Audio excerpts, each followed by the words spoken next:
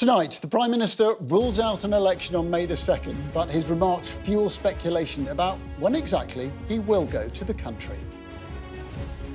Also tonight, extremism is redefined by the government. The new definition puts campaign groups in the spotlight. The Community Secretary, Michael Gove, insists free speech remains protected. Prime Minister, he wants to talk about economic green shoots, but he's being dragged into culture wars. Labour accuses the Prime Minister of failing in his handling of the Tory donor race row, but Keir Starmer's own leadership is under pressure as he faces calls to restore the whip to the woman at the eye of the storm, Diane Abbott. Meanwhile, leadership across a divide. Sky News sits down with Sinn Féin's Michelle O'Neill and Emma Little-Pengelly as they try to forge a future for Northern Ireland. And dig out the wellies, dust down the tent. Glastonbury's lineup has been announced, but should politics and politicians steer very well clear of the pyramid stage? All that and more with Sunder Katwala and Richard Tice, who will be with me for the next hour. It's Thursday. I'm Adam Parsons, live from Westminster, and this is the Politics Hub.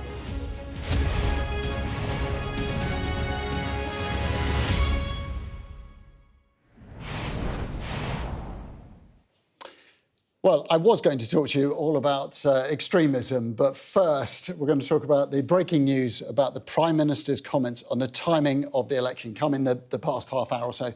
As you can see, Sky's Deputy Political Editor Sam Coates is with me. I mean, first of all, Sam, what's happened? This is a significant breaking development from the Prime Minister.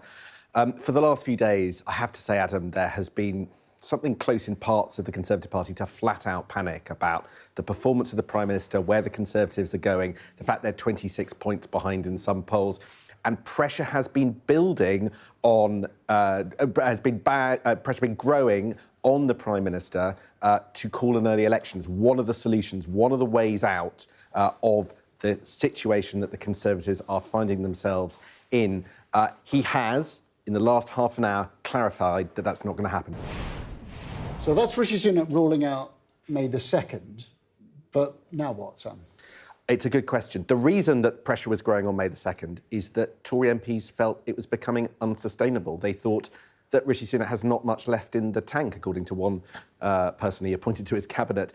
They worry that the summer will look terrible with small bite numbers increasing. There's little sign of economic good news. There's not a lot that this government is doing. And that's why maybe they thought putting an end to it sooner rather than later was a good idea. He has ruled out just one date, May the 2nd, the date that the local council and local mayors were up for election. He said on ITV West Country that won't happen. But to be honest, there can be an election at any point all the way up to January of next year. So when will it be? Rishi Sunak has always said that his preference, his presumed intention is for the second half of this year. That's led us to think that maybe a date in October or November will be the right one. In October, it means that party conferences would be cancelled. In November, it ends up being quite close to the US presidential election. There are problems, advantages and disadvantages with all the dates. The question for me, Adam, is just how long can things go on as they are if they don't improve for the Prime Minister? The pressure is becoming immense. Inside Number 10, they know that they're losing the support of MPs. What happens if half the councillors, for instance, are lost for the Conservative Party in those May elections? Could there be a challenge straight after those May elections by Tory MPs unhappy with the directions? Some time ago, I think there was a drop in confidence amongst MPs in what you might call the red wall, Conservative MPs in the red wall towards Rishi Sunak. The change in recent weeks is that some of those in safer seats, in what we might call the blue wall, have started to lose some of their confidence in Rishi Sunak. That's why there's this sense of febrile uncertainty within the party. And I think because we don't know where this is going to go and we don't know how he is going to continue governing, it's very hard to say exactly what's going to happen next. And up to half an hour ago, Sam, you and I were going to be talking about what we thought was the main issue of the day, which was this redefinition of extremism.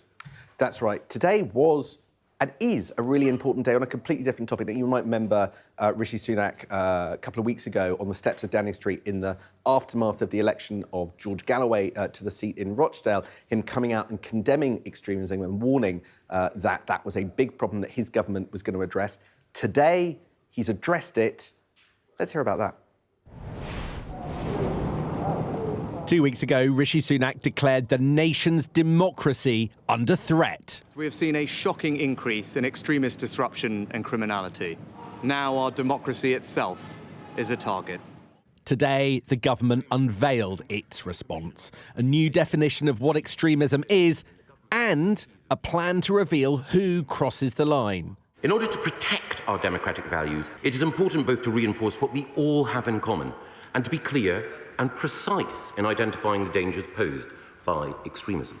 Groups judged to be extremist will be blocked from receiving government funding and meeting officials. No firm names today, but the first hints. I am sure that we would agree that organisations such as the British National Socialist Movement and Patriotic Alternative, who promote neo-Nazi ideology, organisations such as the Muslim Association of Britain, and other groups such as Cage and Mend, give rise to concern for their Islamist orientation and views. We will be holding these and other organisations to account. The new definition targets groups promoting an ideology based on violence, hatred or intolerance, so that ministers can work out what is legal but unacceptable. Now, you might think that today's extremism announcement doesn't amount to much, given they're not changing the law and banning organisations from getting public cash when they wouldn't have got it anyway. It's hardly a big deal. But this is a huge, fundamental change in approach. It means that the people in the building behind me will get to determine what society thinks is unacceptable, even though it's not illegal. And for people who end up branded extremists on the government website, well, their life is going to get a lot more difficult. I'm Rishi. How are you? Good, thank you. Rishi Sunak visiting a Gloucester rugby club before Michael Gove's Commons announcement, struggling to shake off another extremism row about offensive remarks made by his party's biggest donor. Do you think that suggesting an MP should be shot is extremism? Well, the extremist strategy will be outlined in a couple of hours. But suggesting an MP should be shot, is that extremism? As I said, the Community Secretary will be outlining the strategy broadly in Parliament today. Yeah, but do you have a view on that? Well, it's important that these things are done in an objective and considered manner, evidence-based. Labour fear this announcement will be used to cause them political embarrassment in the future. What's most important is that this is truly cross-party. And this will be the test of the government. Are they really reaching out to other parties to make this is something which can go forward as a matter of consensus? Or are they going to try and use this for party political process, point scoring as we go into the election? Questions over Rishi Sunak's handling have been building all week. Oh, he's dropped it! He's dropped it! Some of his own MPs are pushing for an election on May the 2nd to end the pain. Tonight, the PM finally ruled that out, hoping extra time will change his fortunes. Sam Coates, Sky News, Westminster. A little earlier, I spoke to the Labour peer, former Shadow Attorney General, Baroness Shami Chakrabarti, about what she thought of the government's announcement on extremism.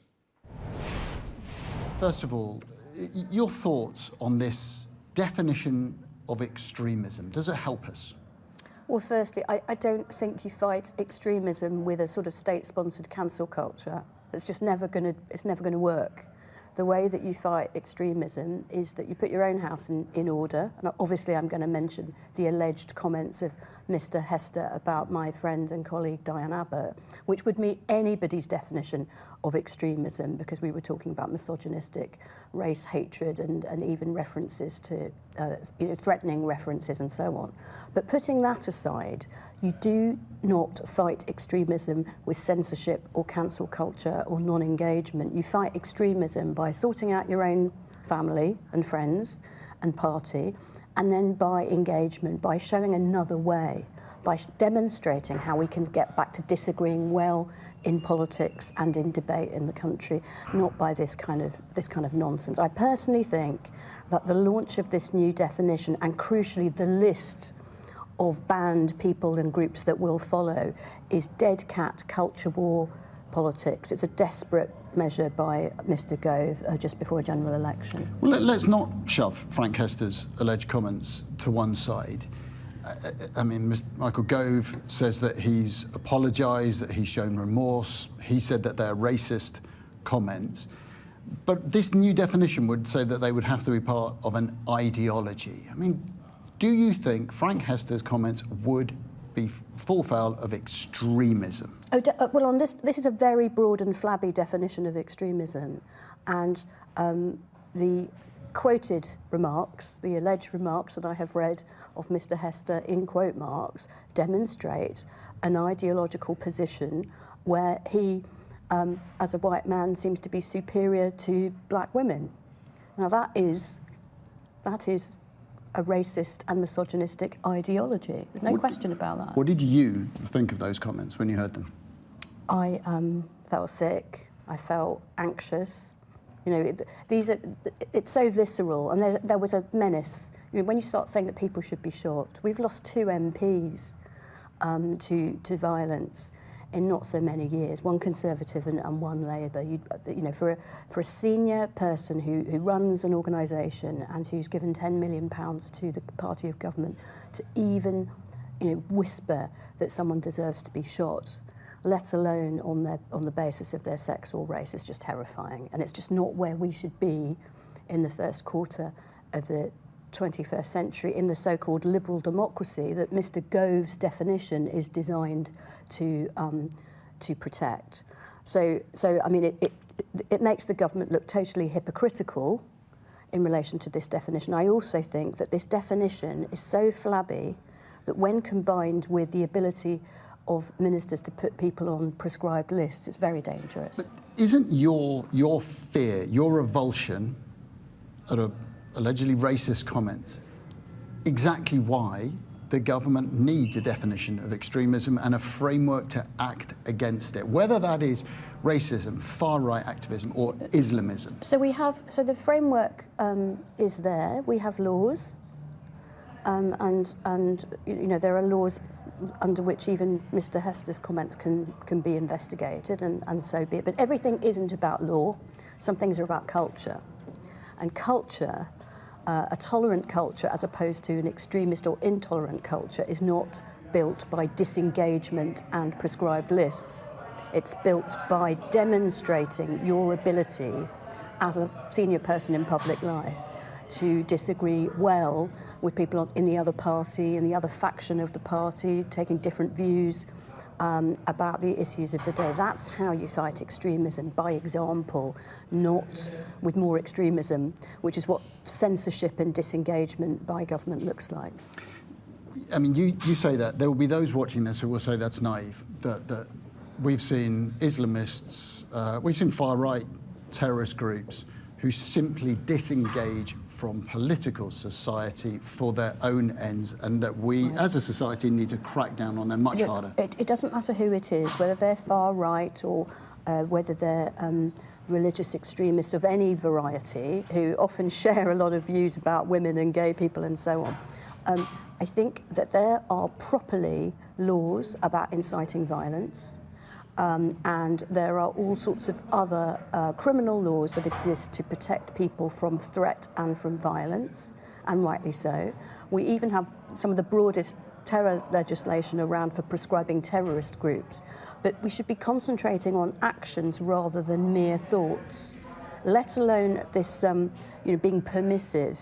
You know, one of the most dangerous things about Mr. Gove's definition is that you can be caught within it if you are accused of creating a permissive environment for the so-called extremists. Now that could affect journalists. That could affect debating fora of whatever kind, and I just don't think that's the way to tackle extremism. The thing about the 21st century and the internet is that everybody has a platform. So no platforming, as it used to be called, doesn't really work. What you have to do is you have to take on the challenge. You have to demonstrate your value. Another irony about this definition is that it talks about those who negate other people's fundamental rights and freedoms. Well, as far as I'm concerned, the government itself meets its own definition of extremism. It's currently taking through Parliament the so-called Safety of Rwanda bill that disapplies our Supreme Court, that ousts the jurisdiction of our courts and takes rights away from asylum seekers and refugees. Well, I'm sure the government is not here that they would disagree with that, but I want to take you back to something that you were just talking about there, which is that this process names people, and it will name organisations who are seen as being out with these rules, who haven't necessarily committed any crimes, who haven't faced a court. It's very hard to think of a precedent for that, for someone who's been stigmatised by the government without being with your legal brain. Well, is that sustainable? It's not sustainable, and it will open the government to all sorts of legal challenges, including human rights challenges, on the basis of the stigma that they have put on people and the consequences that it could have for people, for their employment, for their ability to travel to other countries, etc., etc. You know, it is a big libel on a person to be accused by a Secretary of State of being an extremist, and mistakes will happen. You know, it'll be the wrong Chakrabarti, and you know, a well-esteemed newsreader will get blamed for the dangerous views of Shami Chakrabarti, for example. These things happen all the time in government departments. Mistakes happen. It is terrifying, really, to be giving a politician the awesome power to brand people extremists without proper criminal legal due process.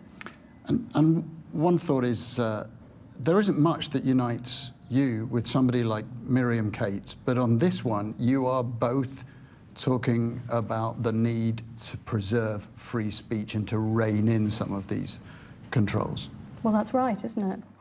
But did you ever think you'd be in the same boat as? Well, you know, I've been in boats with all sorts of people over many years. But you are right that free speech is precious, should be precious to everybody, regardless of their other views. Because without free speech, it's very, very hard for democracy to sustain. So, for example, Ms. Cates probably disagrees with me about the Human Rights Act, the Convention on Human Rights, about the Refugee Convention and all sorts of other things that I hold dear. But I think she should be able to debate these things, and she should not fall within this kind of definition. And of course she probably wouldn't, because her ministers in her government would not prescribe her. They would be prescribing people in other parties or outside the political process altogether. But that doesn't make it better. You know, it's a flabby definition. It puts too much power in the hands of the Secretary of State, and I think it will cause more division in our country, which is not really what we should be looking for right now. It's dead cat, culture war politics, and in the week of Mr. Hester, faintly ridiculous. Shami Chakrabarti talking to me earlier. Well, let's bring in our duo for tonight, the author and director of British Future, Sunder Katwala, and the leader of Reform UK, Richard Tice.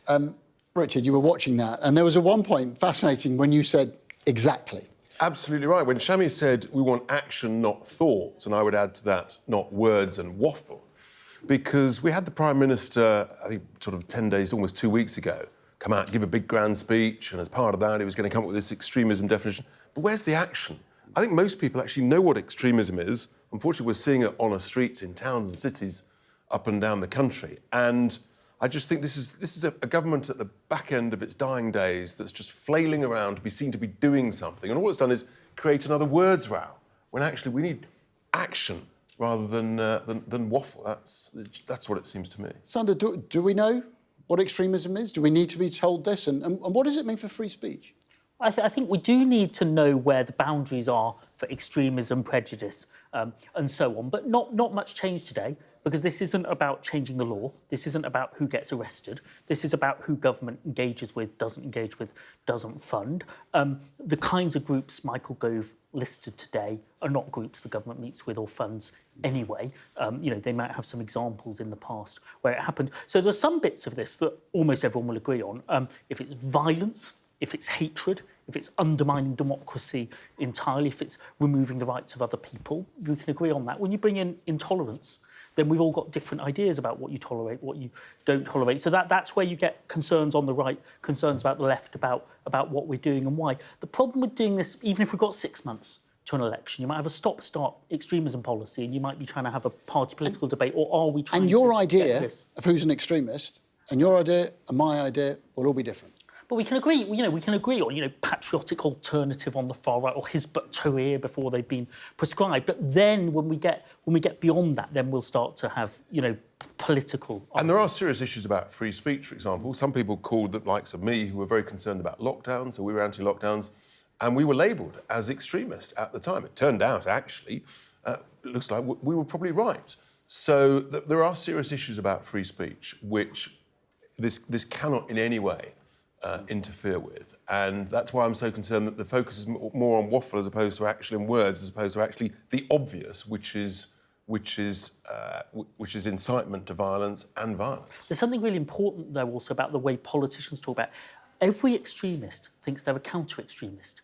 They think that they're stopping someone else being extreme. Tomorrow is the 5th anniversary of the Christchurch mosque massacre, which was somebody going in, writing Rotherham on bullet shells to shoot people because of their faith. So you've got to be really careful, really vigilant, really clear policies to tackle actual extremism. But actually, you need vigilance, but you need to take the heat out in terms of the way extreme groups will hear other people being labelled extremist. Now that was the day's big political story until, just as you were walking into this building, Richard, and we told you that the election rumour of May the 2nd had disappeared in a puff of smoke. And at lunchtime, I had told my team to ramp up their preparations for May the 2nd because Westminster was sort of a buzz that actually the Prime Minister was going to cut and run. He was afraid of the growth of reform. He was afraid about more defections. And it looks like he's basically said it's not that date, but as Sam Coates rightly said earlier, it could be a week later, it could be a month later. I can't see any good news for the Prime Minister. I still think that there's every reason he will go earlier than longer. Sunder, when do you think the election's going to be? I know you don't know. I think it'll be after the American elections. That late? I think it'll be a fortnight after the American elections, or it'll be the 5th anniversary of last time. December the 12th is the last possible moment you can choose without being so desperate and losing everyone's Christmas. The government is further behind than any government has ever been. It might go worse. They might lose more seats. But if you're going into an almost certain defeat, but something might turn up, then psychologically you wait to see if something turns up or not, even if it's not very likely that it will. Would you do that, Richard, if you were Rishi Sunak? I think it depends actually who's in control here, because there's another interesting dynamic, which is that if there's an attempt to oust him, then he actually has the power to say, well, don't bother trying that because I'm just going to call an election. So actually he does have all the levers now. And I think there's a very interesting sort of negotiating leverage within the Conservative Party where they try and limit the damage. But in order to do that, they've got to persuade him to go early. Is he exhausted, as I think was touched on earlier? They're clearly out of ideas. If all they can do is sort of get into a words row about the definition of extremism, then, this is a government that's just exhausted and frankly, sort of semi-given up. Both. We're going to take a pause there, but we will have more on this to come. For the moment, thank you very much indeed. Fair to say, both of those stories are going to feature in tomorrow's papers, and we will have our extended press preview and news review from 10:30 this evening. Tonight's news, tomorrow's headlines. Joining us, the deputy editor for the Conservative Home, Henry Hill, and the Independent's political correspondent, Zoe Grunwald. You're watching the Politics Hub. Still to come. Political football in two towns firmly in the sights of the Conservatives and Labour and Reform. How voters in Grimsby and Cleethorpes feel they're being failed as the election approaches.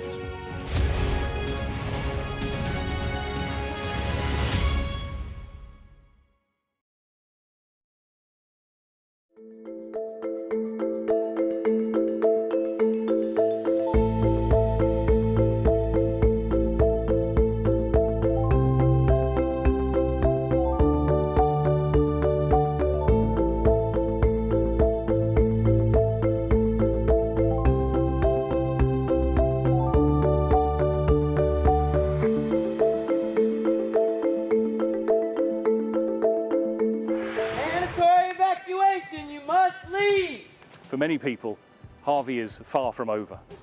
Christchurch has been changed forever by what happened here. There was a river of blood coming out of the mosque. That's a scene that you don't forget. Ida has certainly left its mark on New Orleans. It just feels heartbreaking. We help you understand the world with us.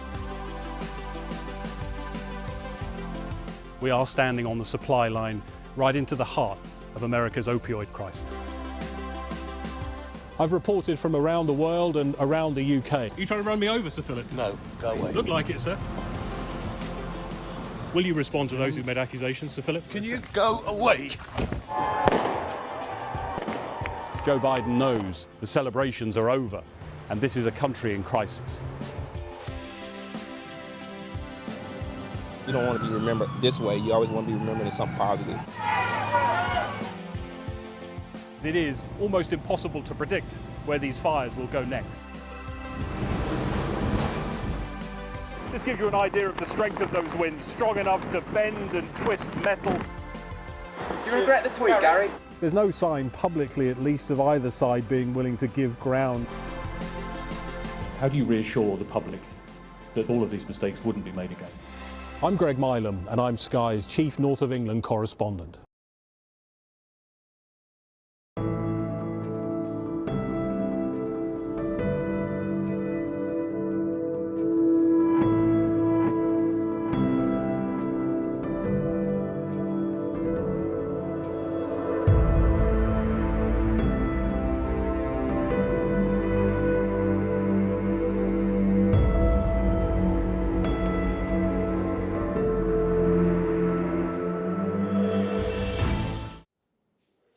Well, talk of racism, extremism and MP safety dominated Westminster this week. Important issues, certainly. But for many outside the political bubble, there's a feeling that ongoing battles like the cost of living are simply being ignored.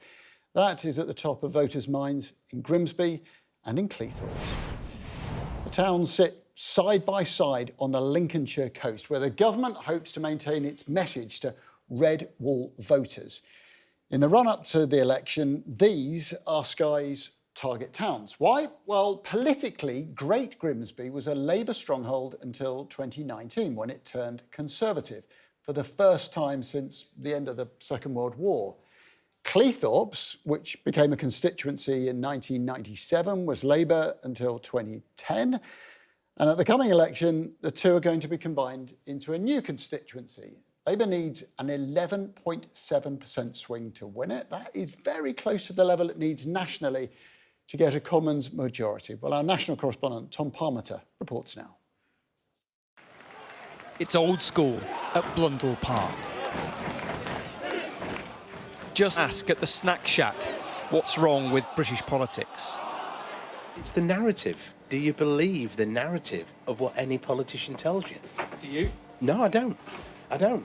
People just cannot speak the truth. MK Dons were the visitors in League Two. And the Codheads, as the home fans are known, really needed a win. If you don't live in hope, you've got nothing, have you? The ground is just in neighbouring Cleethorpes. But when the seat of Great Grimsby backed Boris Johnson's Conservatives, after decades with Labour, it was a big switch.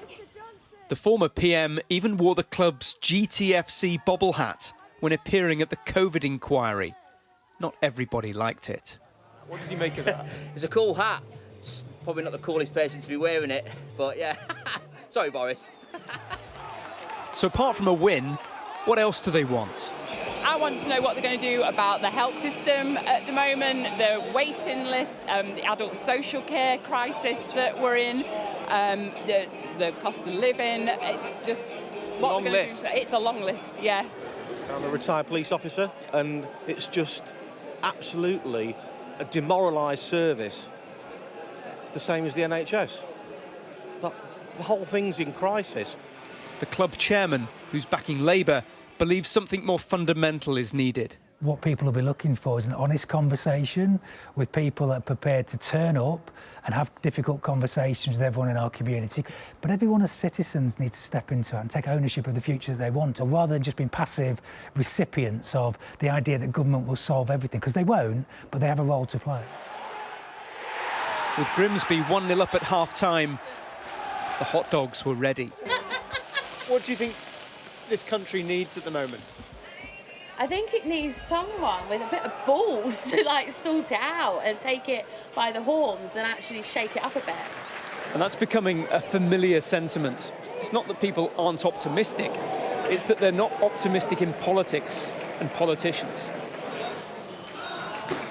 They got the win and left happy. But for anyone looking for votes here this year, this is a tough crowd. Tom Parmenter, Sky News. Let's go from cash-strapped voters in Grimsby to well-off, pretty much almost anyone's money MPs here in SW1. And the news that politicians are getting an inflation-busting pay rise. Sky's chief political correspondent, John Craig, is with me. John, what's going on? Nice work if you can get it. At the moment, MP's salary is $86,584. That's backbenchers. It's going up by 5.5% to $91,346. As you say, well above the current rate of 4% inflation. The boss of IPSA, this is decided by a body called the Independent Parliamentary Standards Authority, keyword standards, set up after the expenses scandal of 2009.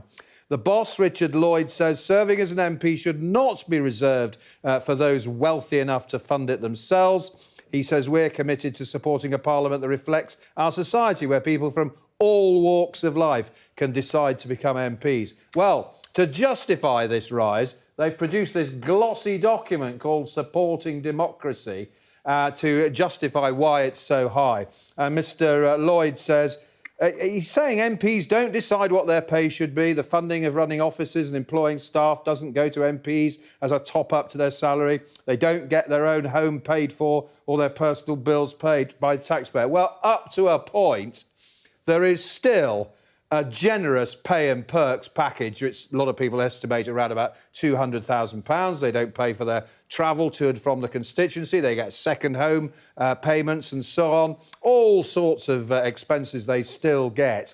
And all this comes... Actually, I'll just give you some comparisons in here. To be fair to British MPs, their salaries are higher than France and New Zealand, but lower than Ireland, Italy, Germany, Canada, Australia and the United States of America. But all this comes on a day when, very helpfully, the Financial Times has published some research which shows that MPs clock off early as the length of the Commons workday has hit a record low.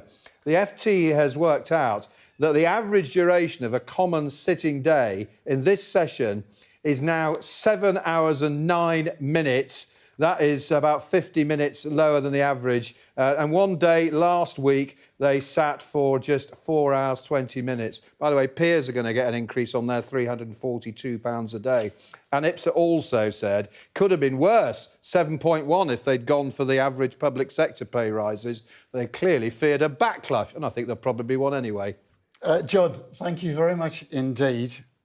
Full of indignation there, John Craig. Let's see if it's shared on this side. Sunder, I mean, 91 grand a year, it's a lot of times more than the average person in this country, but it's less than a Premier League footballer earns in a week. And they're passing the laws of the country. I think they're in a no-win situation. This is the one issue you don't want parliamentary sovereignty over. They've given it to another body to decide. They're not meant to intervene. We clearly had, immense anger about the gaming of the expenses system a decade ago. I think, a 5% increase, it's higher than inflation at 4% because inflation's come down. I think, the politicians aren't meant to decide this now. So that's the decision that's been made by the body that's been given it. I mean, Richard, you're a successful businessman.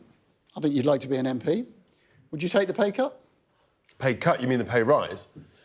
Look, I think the point from this year's... The point is actually it's less than what the public sector across the board has got, that figure that John Craig just read out. And I suspect that sets it in context. In the private sector, there's obviously a big spread, but I suspect many in the private sector might be receiving a little bit less or a little bit more. So, look, there's never a good time for an MP to get a pay rise. They can't win, is the reality.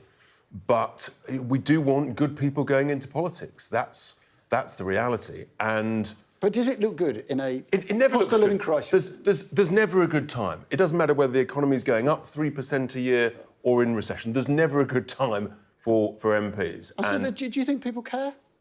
I think people would care about it, where they felt the expense systems were being misused, and that's why they've tried to do it through the salary. I think we've had very high inflation, thankfully, coming down. This isn't actually out of line with other things. I think people want to know whether the MPs are actually going to do a good job on the health service, on the cost of living, on all the issues. I'm not sure that people think these are unreasonable levels of pay for the people who are governing the country and running the laws. And actually, of course, they're working not just when the Commons is sitting, but it was very interesting, the reduction in the average time the House of Commons itself is sitting. I'm quite surprised by that. I've heard there's a sort of shortage of things to do. As we were touching earlier, this government's just run out of ideas, and so there's literally running out of things to talk about in the House of Commons. Another reason to have an early election. Heaven forfend, both of you. We shall come back to you, of course, a little bit later on. Coming up next on the Politics Hub. Northern Ireland's First Minister evokes memories of America's efforts to end the Troubles in encouraging it to pursue a ceasefire in Gaza. Michelle O'Neill and the Deputy First Minister, Emma Little-Pengelly, sit down with Sky's David Blevins. More on that coming up shortly.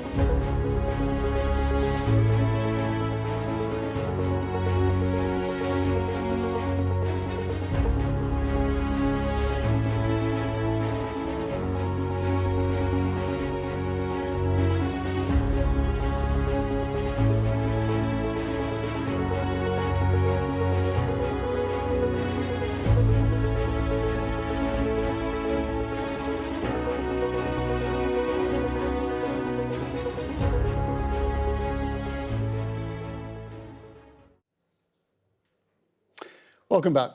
Northern Ireland's First Minister has urged the United States to bring the same critical approach to pursuing a ceasefire in the Middle East that it once brought to Northern Ireland. Michelle O'Neill and her power-sharing partner, Deputy First Minister Emma Little-Pengelly, are on a trade mission to Washington, where they will meet President Biden at events marking St. Patrick's Day.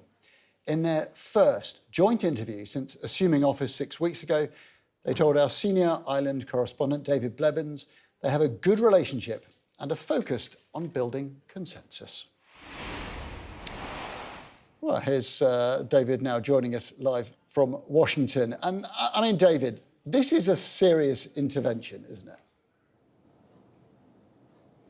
Yes, I think it is. We're witnessing the annual invasion of the United States from political parties on the other side of the Atlantic, and that's because they're here to celebrate St. Patrick's Day. But it is the first international outing for the new power-sharing government of Northern Ireland, Michelle O'Neill and Emma Little-Pengelly, here with a very clear message that Northern Ireland is a place at peace, where political stability has been restored, and a place that is open for business. But this is something of a high-wire act, particularly for the First Minister this year, because remember, Michelle O'Neill is also the Deputy Leader of Sinn Féin. So her voting base, indeed the wider Irish electorate, are very uncomfortable about America's stance on Israel, to put it mildly. Many urged her to boycott the White House this year. She's chosen not to do that because the truth is the island of Ireland needs America more than America needs the island of Ireland. So she's taking the opportunity to press those on Capitol Hill to reconsider their position on the Middle East. And at the end of the day, a Sinn Féin leader who happens to be the daughter of a former IRA prisoner, and a DUP Deputy First Minister who happens to be the daughter of a former Loyalist gunrunner, are a powerful symbol of peacemaking for America, a deeply divided America. First Minister, let's start first with the juxtaposition of the fact that you're here inviting inward investment to Northern Ireland from America, but you don't welcome the US President's stance on the Middle East. Is that hypocritical? No, absolutely not. I think that's the realpolitik. I mean, we are here, we're a newly formed executive. Emma and I are here as joint heads of government. Our mission is to engage at a political level, but also to attract investment and to tell people, investors, that we're absolutely open for business. When it comes to the Middle East, I think it's important that I distinguish the two things. I think it's important that, firstly, I will always recognise the role, the constructive role that the US administrations have always played in terms of the peace process. I don't believe we would have had the Good Friday Accord if we had not have had the role of the United States. So we're grateful for that. But I think that same critical approach, that practical approach that they applied to the Irish peace process, they need to now apply in the Middle East. And I will urge that in every opportunity on this trip. Deputy First Minister, it's ironic, isn't it, that a US President who's pro-Irish unity actually shares the DUP stance on the Middle East? Well, of course, you know, as I've said before, I think everybody wants to see peace in that region. Everybody wants to see the hostages released. They want to see those discussions that can bring that peace. It's a very, very difficult and tragic situation. But of course, we are here this week because we have that unique opportunity and unique access to really promote Northern Ireland, particularly around that investment. We are very, very clear that what we want to do is to grow the economy of Northern Ireland, create that prosperity for everyone in Northern Ireland. We can only do that working hand in hand with foreign direct investment as well. And of course, the US is a huge investor, really, really important for our economy. So that's what we're here to do on behalf of the executive this week. Now, the bonds run deep between the United States and Ireland. You've been at a number of events, meeting the great and good from Capitol Hill. Does power sharing make a difference in terms of attracting inward investment? I think it does. I mean, I think all the evidence points to political stability is something that actually investors look towards. So I'm glad that we're here this week. I'm glad that we have the opportunity to say that we are very much open for business and to sell our unique selling points that we now have to the potential investors. I mean, I think we have over 260 people who've previously invested in our part of the world, creating over 30,000 jobs. A lot of it is reinvestment. They keep coming back, so that tells you that they like what they see. So we need to bring that positive message to the potential that we have, because we're trying to grow our economy. We're looking towards the next 25 years. We're looking towards our tenure as leadership of the executive, and that's very much about, you know, building that strong economy and ensuring that we have done everything that we can to attract the investment, to create jobs, good jobs, well-paid jobs that are regionally spread right across the piece, because I think it's important that everybody enjoys the prosperity.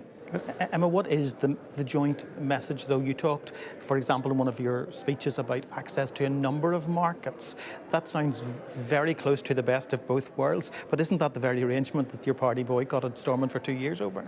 I think Northern Ireland is geographically located in a good way in terms of access and a number of markets. But of course, Our sales pitch for Northern Ireland is much greater than that. We have a fantastic, young, well-educated workforce. We have comparatively low setup costs for businesses. We have low staff turnover, which means those staff are loyal to the companies that invest. But as Michelle has indicated, that the fact that 70% of those businesses that invest in Northern Ireland reinvest is a real testimony to how fantastic and how good that investment is. And I do think that positive joint leadership here this week is really important. I said last night, like, we're here as Irish and Ulster Scot, and of course in America, those are the two big traditions that really has so much influence over the centuries in terms of not just politics and presidents, of course, but in terms of business and industry. And I think that's what we want to tap into, that rich heritage of this place, using the opportunity of this week, but to promote Northern Ireland and the opportunities that we can have. And of course, that investment brings huge opportunities for our people back home as well. A third of the US population claims Irish descent. That means there's 10 times more Irish people in America than there is on the island of Ireland. But their perception can be a little bit out of date sometimes. Could they do more to promote reconciliation back home? Well, I think that's a job of myself and Emma. I think we need to lead the way in terms of our approach to the executive. I think we've tried to set that very positive, constructive and respectful tone, actually, in terms of our own leadership of the executive. I mean, of course, we've had a very difficult past, but I mean, we are new generation leaders, and I am determined for us to keep our eyes very much fixed on the future and what we can do to better all people's lives. We collectively serve all the people who live in our wee small part of the world, and that's why we're here. We're here because we want to do our best for the people that elect us and the people that we serve, and the opportunities that we have here because of those links that Emma just spoke of are immense, and we need to really, really tap into that. And we're still in this early period of the executive. There's an enormous amount of goodwill still there. Let's capitalise on it for the best of the people that we represent. And how is the relationship in this honeymoon period? Have we had a row yet, or is it all going swimmingly? No, we've been determined to build that good working relationship because, look, in politics there will always be challenges ahead. We know that. We know there's big issues coming up, some of which, of course, have been already discussed.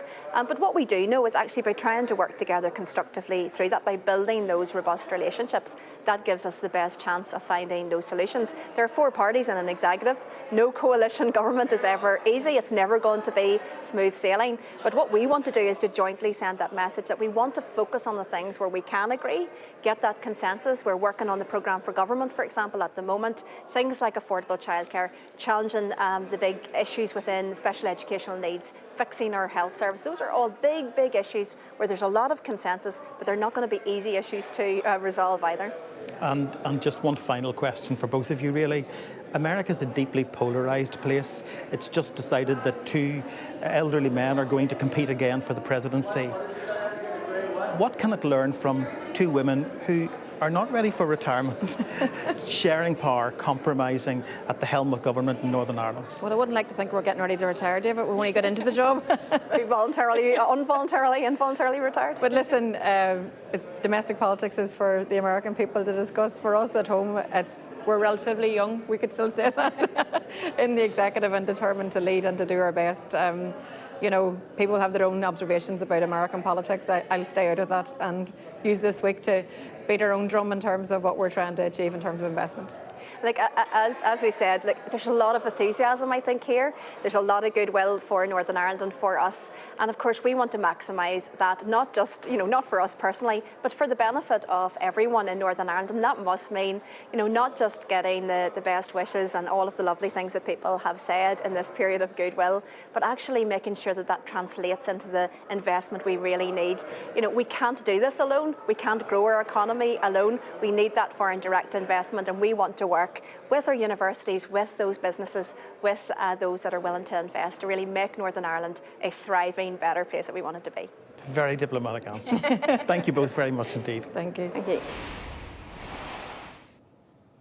So now you know why politicians from Northern Ireland and the Republic of Ireland invest so much time and energy in the United States. 1/3 of the population here claiming to be Irish, including 20 presidents, past and present. Joe Biden, the most Irish American president since John F. Kennedy. And they don't just send peace envoys, among them Senator George Mitchell, of course, who brokered the Good Friday Agreement. They send lots of money. On average, $28 billion a year they invest in Ireland.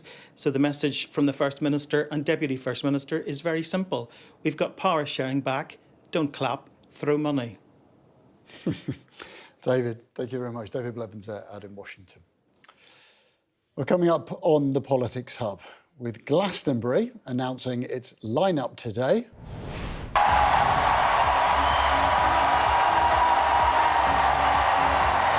We'll take a look at how politics can sometimes take centre stage.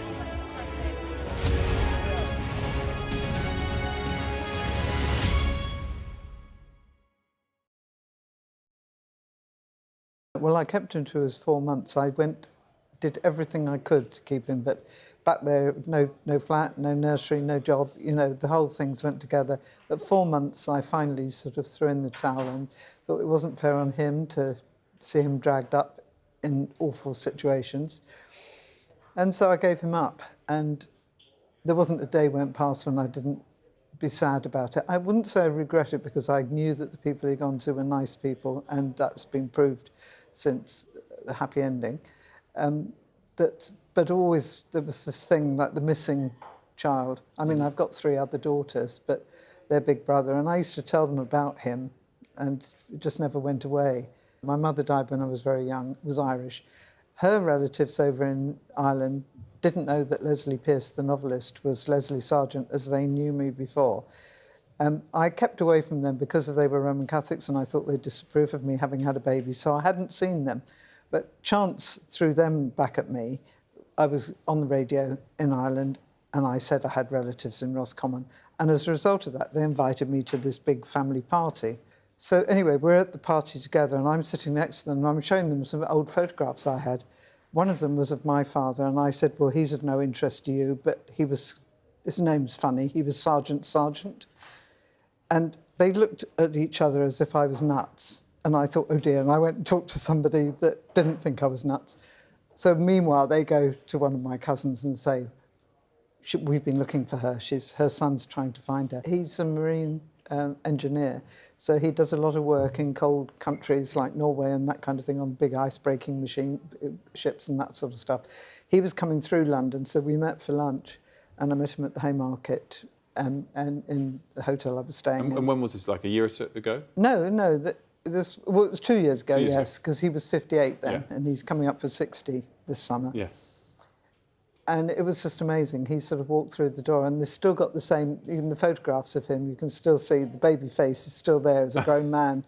You know, I just wanted to get hold of his cheeks and kiss him, and because I didn't, because we're the British Reserve, you know, we'll save that. When all the time I'm wanting to put him on my shoulder. Yeah.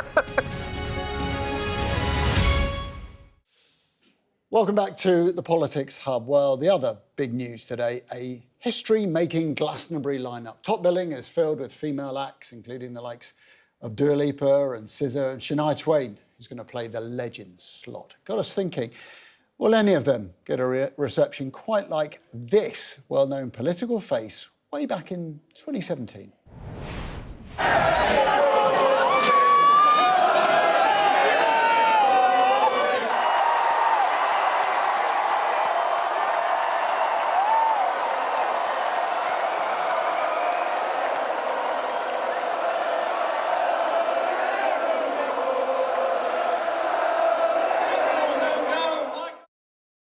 That was politics and music colliding in just the right way for Jeremy Corbyn. Didn't help him in the election 2 years later. So does taking centre stage really help the politician's image, or is it desperately cringy for everyone involved? Sunder, I mean, really, is it ever a good idea for a politician to go to something like that?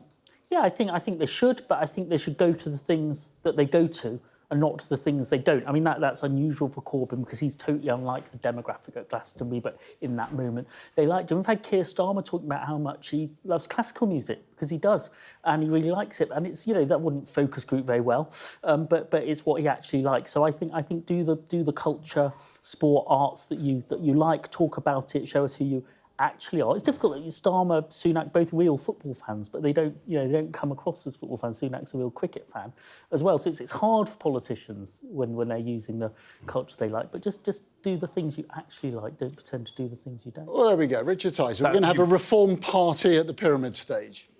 Probably. Well, there might be a representative there if that's what they are, if that's who they are. But don't try and pretend that you're something, or that you're interested when actually that's not your thing, not your gig.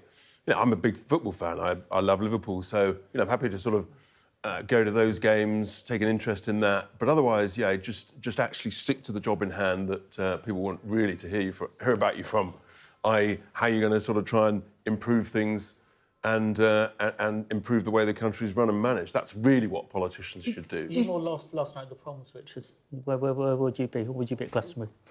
Well, actually, I was at the last night of the proms for the first time last year, which was a wonderful event. I enjoyed it. Is there a synergy then? Would you look at events and go, yes, last night of the proms, that's where you might find people who are going to vote for me, or look at other events? I don't think you go there you certainly shouldn't go there for votes, but actually just because you're interested. I had an invite to go to the last night of the proms, fine. But I'm sort of not very good actually in wet weather intense. It's just me. But I know many people love it and they absolutely thrive on it, and that's great. So what's your instinct? I mean, there's always this desperate need in elections. All political parties, they want celebrity endorsements. It becomes this sort of desperate hunt for them. Does it make any difference, do you think? I think people might be more sceptical about it, in tough times, cost of living and so on. Celebrities aren't going to work. Actually, we respect celebrities if they're, people who know about something. There's a lot of respect for Marcus Rashford, the footballer, when he's actually working on school meals because it's about his upbringing. There'll be other celebrities who are doing something they know about. I think celebrities for celebrity's sake is perhaps a bit of a 90s idea. I mean, Richard. But never underestimate the common sense of the voter who knows if someone's just basically sort of going to an event just trying to cynically hoover up votes, then that's always going to play against you, I think. So who is... Stick to what you know. Who's a celebrity endorsement you'd love? Actually, they're really hard to get because celebrities are really worried about stepping into the field of politics because, they've got a brand to protect. And they're going to upset as many... He's hoping for Nigel Farage, but Nigel might be in America. I'm a celebrity contestant. That's good enough for us. Maybe Richard Tice wants Richard Tice's endorsement. What do you think, Sunder? Who would be the most powerful endorsement a politician could have? I mean, I think it really depends, but it's somebody with integrity on the thing they're talking about. The person people trust these days is, the money expert Martin Lewis on things like money. They'll trust celebrities on things about celebrities. So I don't know who you'd trust right now on, the cost of living crisis. Sunder, Richard, thank you both very much. Thanks for your company tonight. Busy night. That is it from me and the Politics Hub team. Sophie's back from Monday. Up next, UK Tonight, Sarah Jane Mee.